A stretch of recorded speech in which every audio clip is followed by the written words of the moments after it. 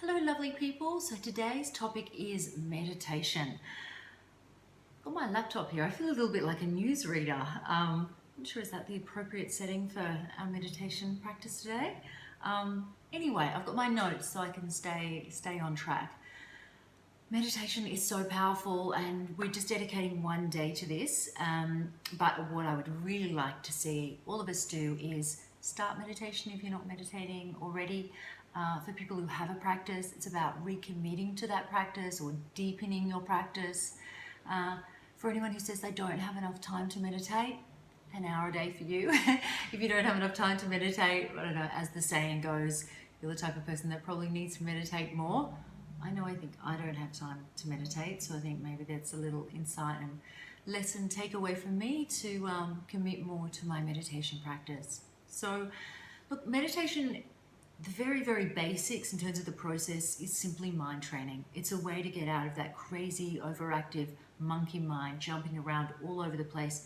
And it's like a little gym workout, a little training to be able to stay in the present moment, stay with whatever it is that you wish to concentrate on. That's the basics of just getting the basics of meditation right. Meditation is also a spiritual practice when you align it with spirituality, with a philosophy, with an intention.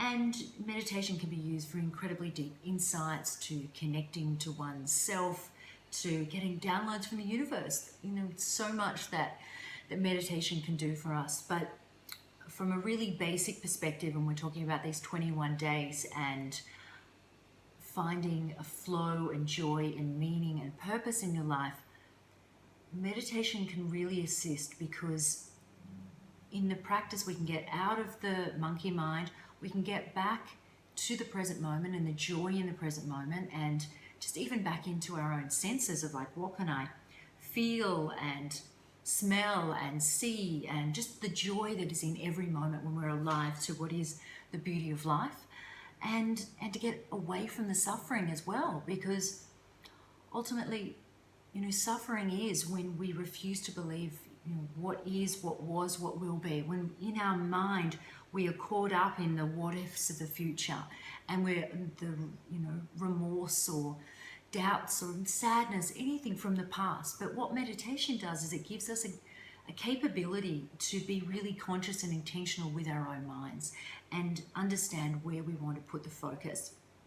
So, couple of quick tips if you're not into apps, if you haven't been into apps, and maybe you're interested in getting into a meditation app.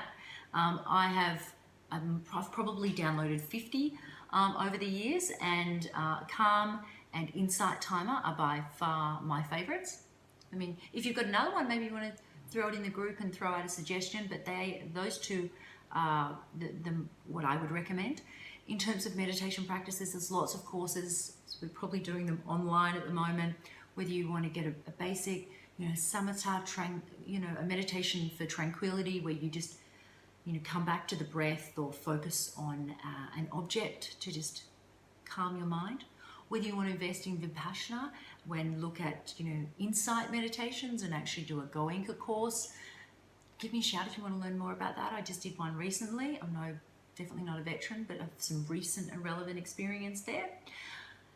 The other thing I will bring up today to talk about is really just very briefly the difference between meditation and mindfulness. So mindfulness we can bring to any moment of our day. Just be really conscious. What can I see? What can I hear? What can I smell? What can I touch? What can I feel? And this can bring us back to the moment. A mindful walk, mindfully eating.